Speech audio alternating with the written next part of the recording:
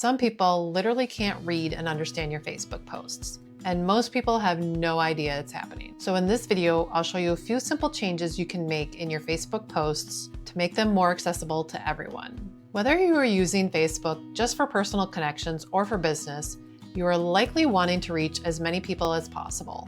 You want to share your latest vacation pics, the funny thing your toddler told you today, or if you're using it for business, you're likely sharing a new product, service, or an upcoming sale or special promo. Taking the time to consider accessibility is super important to make sure you reach all of your potential clients and family and friends. So let's talk through a few small tweaks you can make while creating this content. Let's start with the text for your post. Long blocks of text, lots of emojis, and creative formatting can make Facebook posts difficult to read for everyone. So what you should do instead is use short paragraphs. We get it, you may need to go on a rant every now and then. So just be sure to break up the long parts of text into more digestible bites. Adding those line breaks gives your text more readable space. Avoid overusing and putting emojis between words. Instead, place them at the end of sentences and use them sparingly. Hashtags matter too, so be sure to use CamelCase when writing your hashtags. This simply means starting each new word with an uppercase letter. This makes it easy for screen readers to read the hashtag correctly instead of deciphering it as one long word. If you'd like to see what that sounds like, I'll link below our video about accessible hashtags where you can hear how a screen reader actually reads hashtags to those using assistive technology. Next up, let's talk links. If your post just reads "click here" with the long raw URL, this can be difficult for people to understand where they're going to go if they click on that link. Instead, give context first. Say what the link is and where it leads to. For example, instead of "click here" and the link, put "learn more about our services" and then the link. Everyone is in such a hurry these days that they tend to scan instead of read. Using this simple technique to ensure your links are clear can help increase conversion or the action you want people to take by clicking on it. Our next step is to address images, which might in fact be the most difficult for people to understand. When you upload a photo to Facebook, someone using a screen reader might only hear "image" and not understand what that image is about. That means they could miss your message entirely. We all probably know what the fix is here: adding alt text. If you're not familiar with alt text, this is just simply adding a short description of the image in relation to your post. So let's jump into Facebook and show you how to do this. When creating a new post, start a new post and upload your image. On desktop, click Edit that appears on the image thumbnail and click Alt Text from the options. If you're on mobile, tap the image to expand it, then tap the three dots or look for an edit button and select Alt Text or Edit Alt Text. If you choose to let Facebook create your alt text, always be sure to edit it because it's generally going to be pretty generic and might not really relate to your post at all. The best way to handle this is just to write the alt text yourself. Just give a brief description of the image or what's happening in the image and how it relates to your post. Then simply click Save or Done.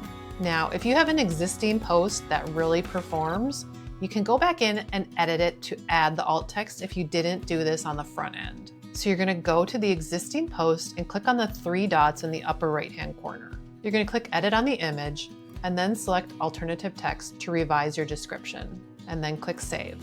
Now, infographics need a little extra care.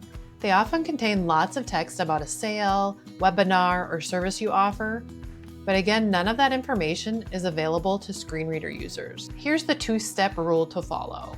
Add alt text that explains what the graphic is, and then put the actual data of what's on the infographic in the actual post or in the first pinned comment.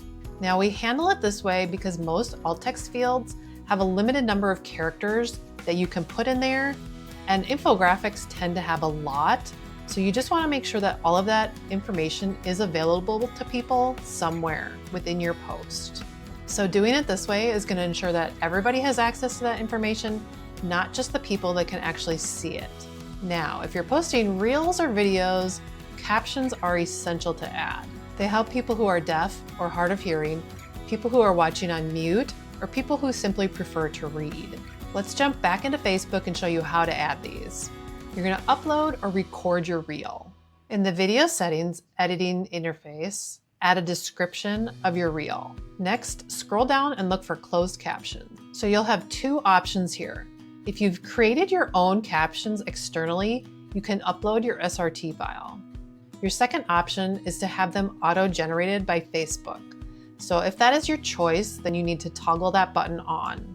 So if you have spoken content in your video, Facebook can automatically generate that for you, but you'll want to go in and edit it and make sure you add any other auditory information that's important for a user to understand. So if there's specific music that's supposed to generate a feeling for them, or if there's dog barking and that is part of what needs to be understood for what you're posting about, you need to be sure and add those in. And it's also important to make sure you edit the content for proper formatting with like uppercase letters for the beginning of a sentence and punctuation. That's going to improve the readability of the captions. Now on mobile, I do believe you have the option to adjust the color and contrast of your captions. So if you choose to do this, just be careful to make sure that there is plenty of contrast and then that you're not placing the captions over something else important in the video. Using all of these simple steps when you create your Facebook posts just helps you make your brand a little more inclusive. You may already be formatting your text and links correctly, which is great.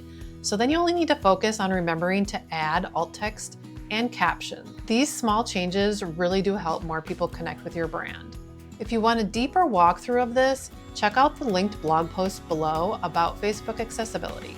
And continue on with this series to learn the easy steps to Instagram accessibility.